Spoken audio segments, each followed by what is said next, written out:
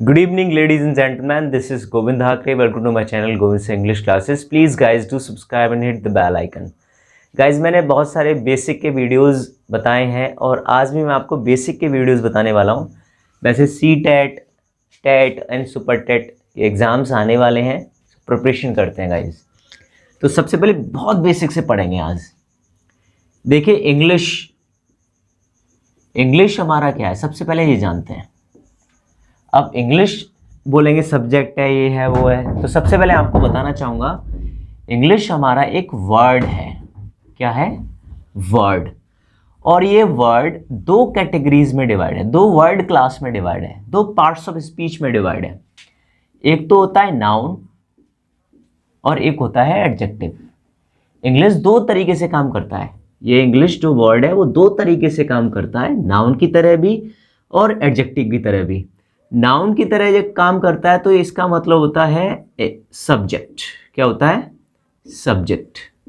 जब ये सब्जेक्ट होता है तो ये जो सब्जेक्ट है इंग्लिश, वो दो पार्ट में डिवाइड है। एक होता है हमारा इसका लैंग्वेज और एक होता है लिटरेचर। एक होता है हमारा लिटरेचर। और लैंग्वेज में क्या क्या पढ़ते हैं हम? ग्रामर पढ़ते हैं, ठीक है, वोकैबुलरी पढ़ते हैं एंड आरसी पढ़ते हैं, रीडिंग कॉम्प्रिहेंशन। और लिटरेचर में हम पढ़ते हैं प्रोज, पोएट्री, ड्रामा, ईटीसी। तो ध्यान रखना, जब हम इंग्लिश की बात करेंगे तो इंग्लिश हमारा एक शब्द है, ये नाउन और एडजेक्टिव में डिवाइड है। मतलब ये जो हमारा इंग्लिश शब्द होता है वो नाउन भी होता है और एडजेक्टिव भी होता है। जब ये नाउन होता है तो ये सब्जेक्ट है, और ये सब्जेक्ट इंग्लिश दो पार्ट में डिवाइड है, लैंग्वेज में, लिटरेचर में, ध्यान रखना। लेकिन जब ये एडजेक्टिव होता है तो वहाँ के लोगों के बारे में बताता है। जैसे मैंने बोला अंग्रेज, जब ये एडजेक्टिव होगा तो ये अंग्रेज बोलेंगे इसे। जैसे मैंने एग्जांपल दिया, he is an English man. अब इस वर्ड को हाईलाइट करने के लिए हमने किस में लिखा है? कैपिटल में। अब देखिए ये जो सेंटेंस लिखा है यहाँ पे, इंग्लिश का मतलब क्या है?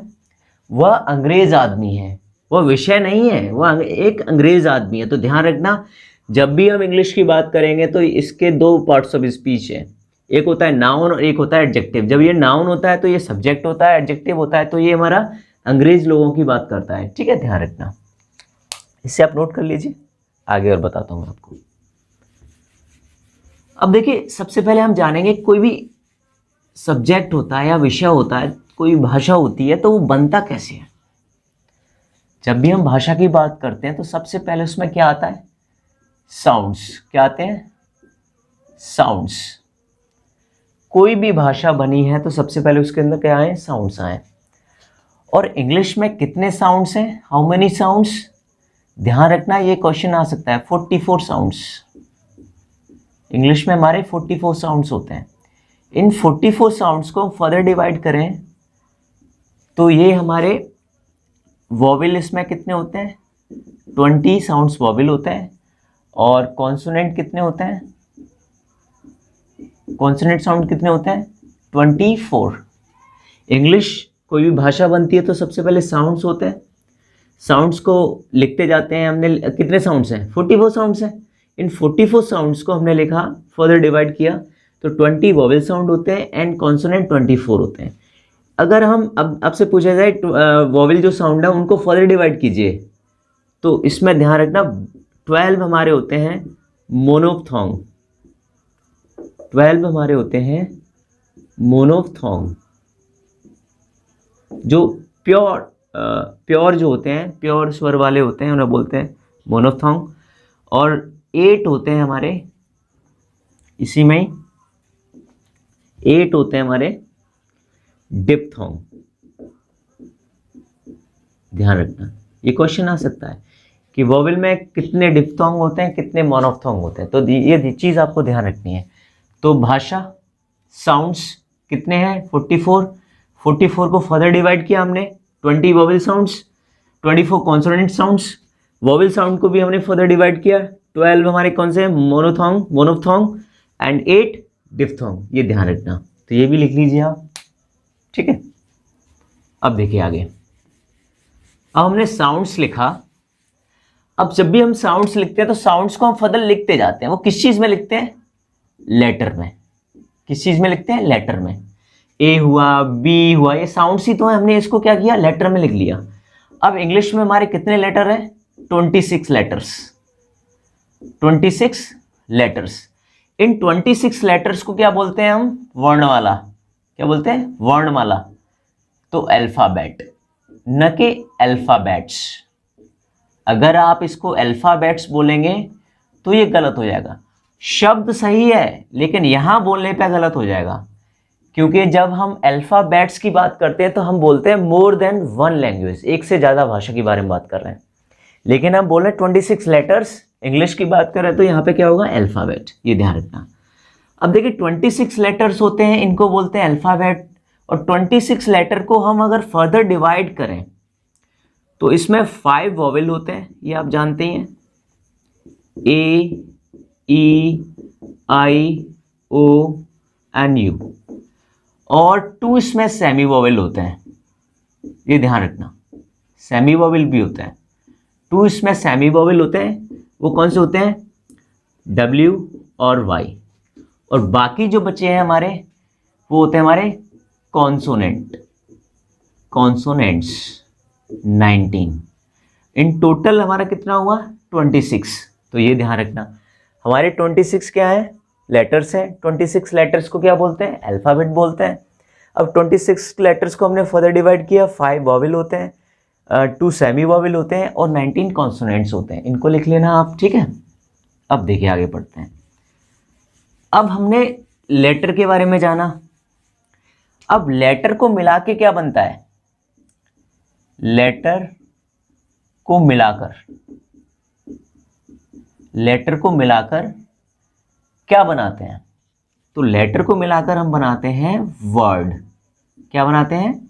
वर्ड, जिसे बोलते हैं शब्द। ध्यान रखना, जैसे बोलते हैं a right arrangement of letters is called a word.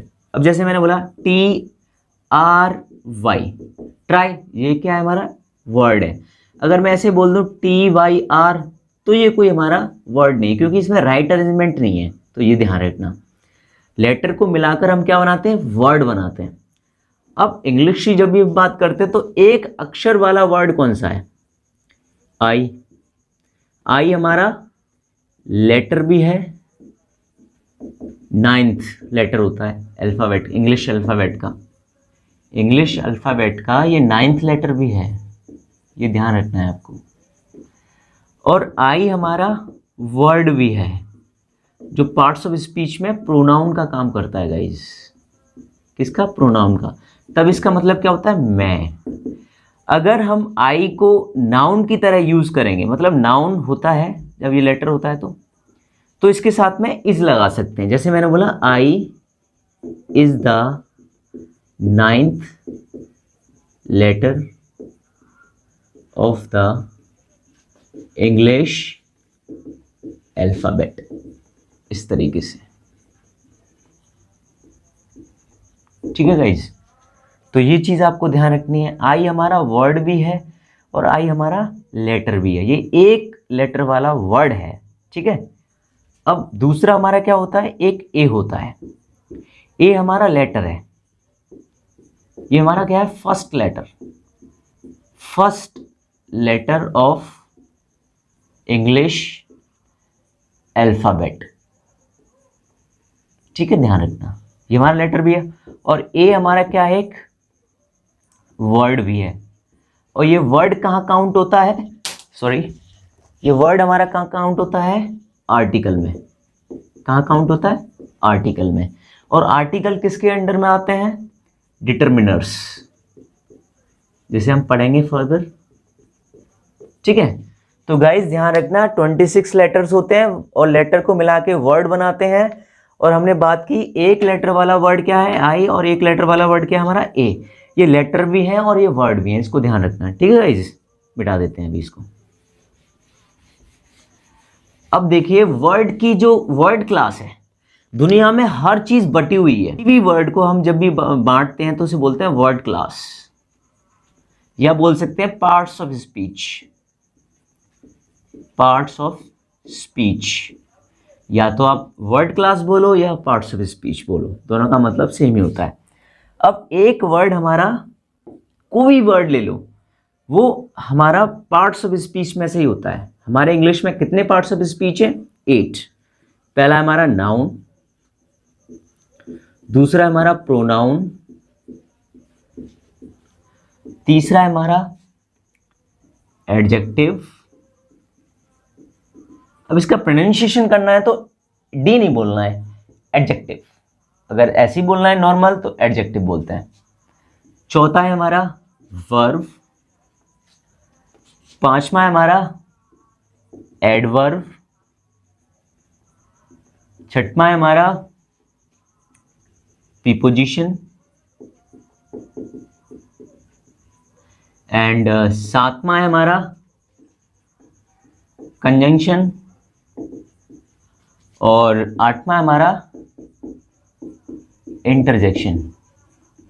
तो ये 8 कैटेगरीज होती हैं।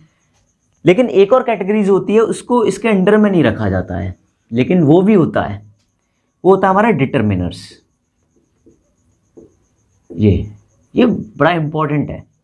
तो ध्यान रखना, कोई भी वर्ड होगा दुनिया का, वो या तो नाउन में से होगा, या प्रोनाउन होगा, या एडजेक्टिव होगा, या वर्ब होगा, या एडवर्ब होगा, या प्रीपोजिशन होगा, या कंजंक्शन होगा, या इंटरजेक्शन होगा, या डिटरमिनर होगा। ध्यान रखना है। तो हमने क्या पढ़ा? इंग्लिश कैसे बनी? साउंड से बनी। साउंड्स कितने थे? 44 साउंड्स थे। 44 साउंड्स को हमने फर्दर डिवाइड किया। 20 हमारे क्या थे? Vowel sound. 24 हमारे कॉन्सोनेंट। 20 को हमने फर्दर डिवाइड किया तो 12 हमारे क्या थे? 12 हमारे क्या थे उसमें? मोनोफ्थोंग। और 8 हमारे क्या थे? डिफ्थोंग। तो गाइज ये चीज आपको ध्यान रखनी है। लेटर हमारे कितने इंग्लिश में? 26 लेटर्स हैं। इनको क्या बोलते हैं? Alphabet, not alphabets. लेटर को फर्दर डिवाइड करते हैं तो ध्यान रखना, उसमें 5 हमारे वॉवेल होते हैं, एंड 2 सेमी वॉवेल होते हैं, एंड 19 कॉन्सोनेंट्स होते हैं। ठीक है। अब लेटर को मिला के क्या बनता है हमारा? वर्ड। क्या बनता है? वर्ड। और जब भी हम वर्ड की बात करेंगे तो वर्ड हमारा इन कैटेगरीज में से होता है। चाहे वो नाउन हो सकता है, चाहे वो प्रोनाउन हो सकता है, चाहे वो एडजेक्टिव हो सकता है, चाहे वो वर्ब हो सकता है, चाहे वो एडवर्ब हो सकता है, चाहे प्रीपोजिशन, कंजंक्शन, इंटरजेक्शन या डिटरमिनर। ये ध्यान रखना। अब देखिए, वर्ड से आगे क्या बनता है इंग्लिश में, ये आपको जानना होगा। अब देखिए, वर्ड को मिलाकर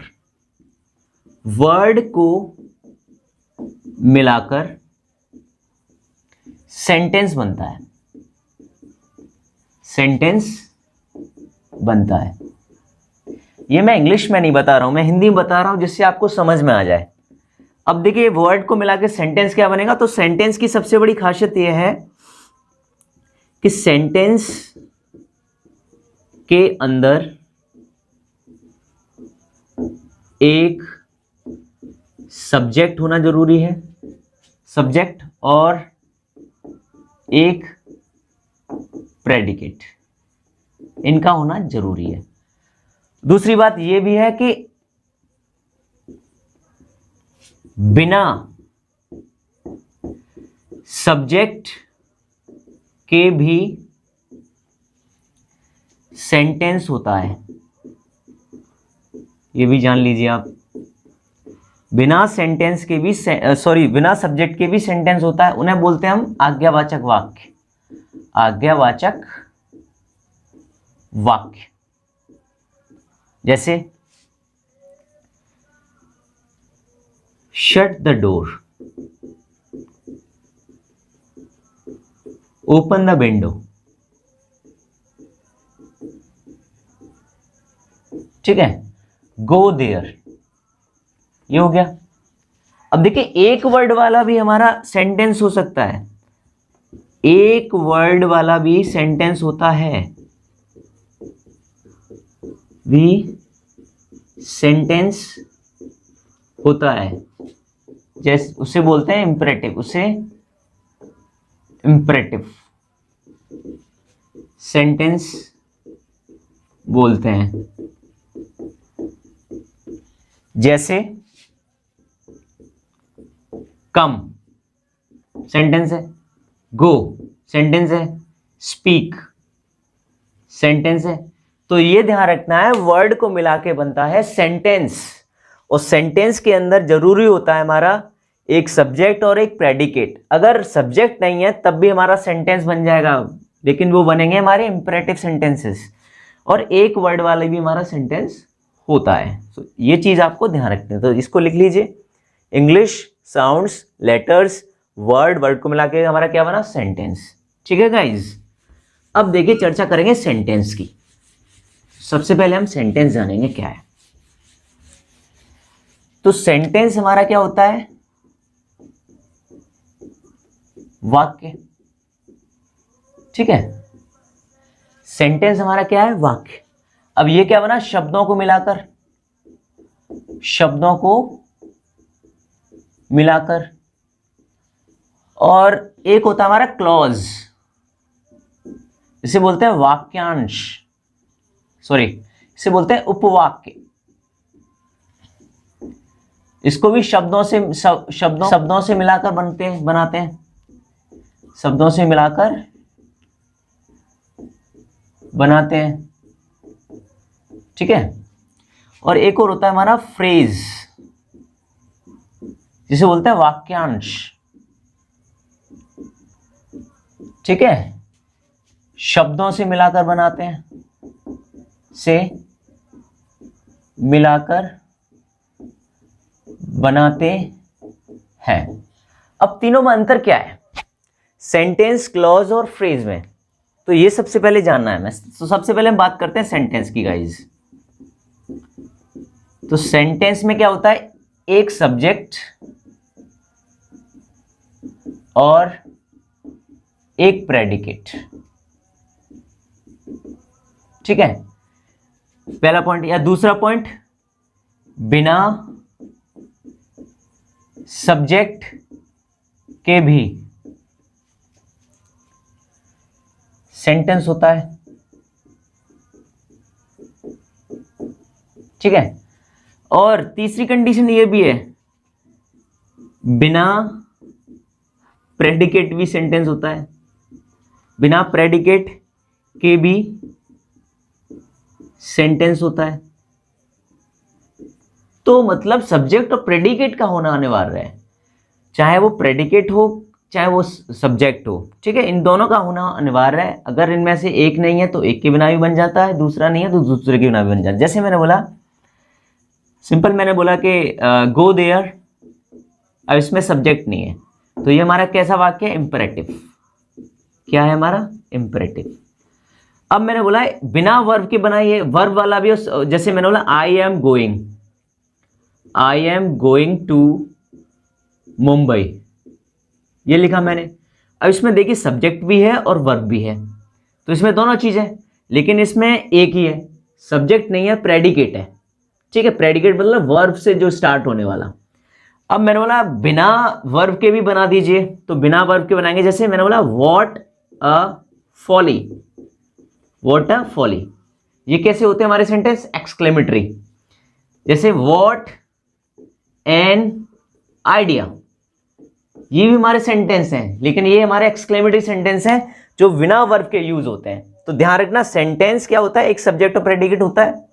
बिना सब्जेक्ट के भी सेंटेंस हो सकता है, बिना प्रेडिकेट की भी सेंटेंस हो सकता है, लेकिन सब्जेक्ट का होना अनिवार्य होता है, प्रेडिकेट का होना भी अनिवार्य होता है। तो ये चीज ध्यान रखनी है आपको सेंटेंस के बारे में। ठीक है, तो ये हमारा सेंटेंस होता है, ये चीजें हमारे सेंटेंस के अंदर होती हैं। ठीक है, वैसे अगर भाषा में बोले हैं, अगर इंग्लिश में बोले हैं, तो right arrangement of words, right arrangement of words is called a sentence. Simple बात, विच हैज अ सब्जेक्ट और अ प्रेडिकेट, आइदर अ सब्जेक्ट और प्रेडिकेट, इस तरीके से बोल सकते हैं। ठीक है, अब ये दूसरी बात इसमें ध्यान रखनी, सेंटेंस में ये स्वतंत्र होता है, ये स्वतंत्र होता है, मतलब किसी चीज पे निर्भर नहीं है, किसी दूसरी चीज से कनेक्ट नहीं होता है। बस जैसे I am a teacher, full stop, तो ये हमारा क्या है, सेंटेंस। अब यहीं पे हम बात करें क्लॉज की, यहीं पे हम बात करें क्लॉज की। क्लॉज क्या होता है हमारा, उपवाक्य। ठीक है, तो क्लॉज और क्लॉज का मतलब उपवाक्य और सेंटेंस का मतलब वाक्य। तो ध्यान रखिए, पहली कंडीशन, इसके अंदर भी सब्जेक्ट और प्रेडिकेट होता है। क्लॉज के अंदर भी सब्जेक्ट प्लस प्रेडिकेट होता है। दूसरी कंडीशन, ये किसी न किसी कंजंक्शन से प्रारंभ होता है। इतना ध्यान रखना है आपको, ये किसी न किसी कंजंक्शन से प्रारंभ होता है गाइस। ठीक है, अब देखिए क्लॉज के भी 3 है पार्ट। अब होता है प्रिंसिपल क्लॉज, ठीक है गाइस। दूसरा होता है हमारा कोऑर्डिनेट क्लॉज, तीसरा होता है हमारा सबऑर्डिनेट क्लॉज। अब क्लॉज भी 3 हिस्सों में बटी हुई है। दुनिया में हर चीज बटी हुई है, हर चीज अपना स्पेस ग्रहण कर रही है, तो ये भी अपना स्पेस ग्रहण कर रहा है इंग्लिश में clause. Principal clause, coordinate clause and subordinate clause. Principal clause क्या होती है, ये किसी कंजंक्शन से प्रारंभ नहीं होती है। ये चीज ध्यान रखना, होगी जुड़ी होगी लेकिन किसी स्वतंत्र नहीं होगी, जुड़ी होगी, दूसरे वाक्य से जुड़ी होगी, लेकिन ये किसी कंजंक्शन से प्रारंभ नहीं होगी। जैसे मैंने बोला I don't know, I don't know where she lives. अब देखिए इसमें 2 क्लॉज हैं, मतलब 2 सब्जेक्ट हैं, 2 वर्ब हैं, तो उनको ही क्लॉज बोला जाता है। अब देखिए आई डोंट नो, आई भी सब्जेक्ट है इसमें और ये वर्ब दे रखा है, और शी लिव्स इसमें भी सब्जेक्ट है वर्ब दे रखा है, तो 2 क्लॉज हैं। अब ये वाला जो वाक्य है बिना कंजंक्शन के स्टार्ट हुआ है, तो इसको बोलेंगे हम प्रिंसिपल क्लॉज। और ये दूसरा वाला है, ये कंजंक्शन के स्टार्ट हुआ है, ये भी क्लॉज है। इसके बारे में बताते हैं कौन सी क्लॉज है। तो सबसे पहले ये जान लीजिए, प्रिंसिपल क्लॉज क्या होता है, जो बिना कंजंक्शन के लिखा हुआ है कहीं भी, ध्यान रखना है। ये किसी कंजंक्शन से प्रारंभ नहीं होती है, ध्यान रखना है प्रिंसिपल। कोऑर्डिनेट क्लॉज, ये कोऑर्डिनेट कंजंक्शंस से प्रारंभ होती है। इसकी पहचान यही है कि कोऑर्डिनेट कंजंक्शन से प्रारंभ हो जाती है। अब देखिए कोऑर्डिनेट कंजंक्शन हमारे क्या होते हैं, सिंपल सा आपको नेमोनिक्स बता रहा हूं। Fan boys, fan boys, fan boys में एफ हमारा होता है फॉर, ए होता है हमारा एंड, ठीक है गाइज, एन होता है हमारा नॉर या नाइदर नॉर, ठीक है, और बी होता है हमारा बट, ओ होता है हमारा और या आइदर और, ठीक है गाइज, एंड वाई होता है हमारा येट, और एस होता है हमारा सो और स्टिल। अगर कोई भी सेंटेंस फैन बॉयज से प्रारंभ हो तो वो होती है हमारी कोऑर्डिनेट क्लॉज। जैसे मैंने लिखा I am rich but my, देखिए यहां I am rich comma but my brother is poor. अब ये जो क्लॉज है इसे बोलेंगे प्रिंसिपल क्लॉज, पीसी, क्योंकि ये बिना कंजंक्शन के प्रारंभ हो रही है। बट हमारा क्या है, फैन बॉयज में आ रहा है बी, तो ये हमारी कौन सी क्लॉज हुई, कोऑर्डिनेट क्लॉज गाइज।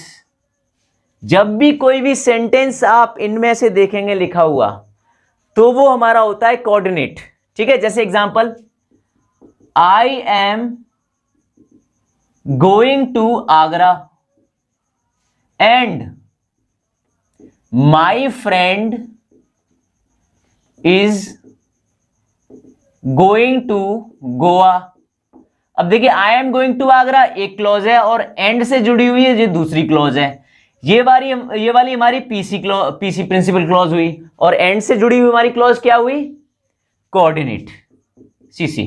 तो ध्यान रखना, कोऑर्डिनेट क्लॉज की पहचान कोऑर्डिनेट कंजंक्शन से होती है। उसका सिंपल नेमोनिक्स है, सिंपल फॉर्मूला है फैन बॉयज। ठीक है गाइज, ध्यान रखना है आपको। अब मैं इसका सबऑर्डिनेट क्लॉज का बता देता हूं, फिर उसके बाद में हम क्लास ओवर करते हैं गाइज। कल क्लास में और बताएंगे बेहतरीन तरीके से। सो गाइज अब पढ़ेंगे सबऑर्डिनेट क्लॉज। गाइज एक रिंग आ रहा है, बहुत इंपॉर्टेंट कॉल आ रही है, मैं आपको कल एक सेशन में बताता हूं पूरा डिटेल में। सो गाइज आज के लिए इतना ही। Subscribe, share and like. जय हिंद सर।